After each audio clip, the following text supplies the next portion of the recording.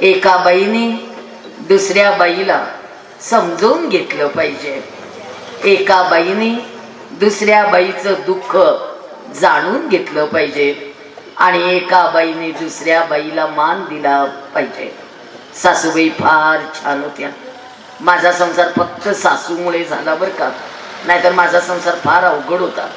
अगं ज्या दिवशी पीप आणलं यांनी माझा कान पकडला आणि मला विचारलं, आणलं पीप?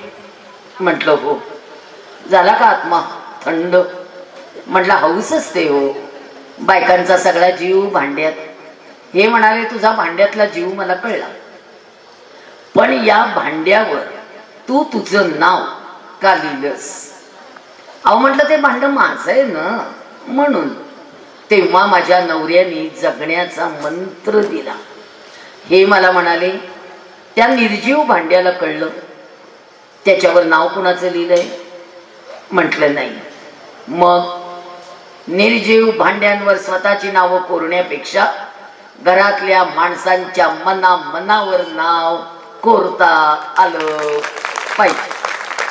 सासूला वाटलं पाहिजे सून आमची आहे, दिरांना वाटलं पाहिजे भाऊजाई आमची आहे. सगळ्या नात्यांना न्याय देता आला पाहिजे. त्यानंतर एकही भांड विकत घेतलं नाही, कुठल्याही भांड्यावर कधी नावच लिहिलं नाही. भांड्यातला जीव काढून घेतला. शिवशक्तीचं मिलन म्हणजे संसार.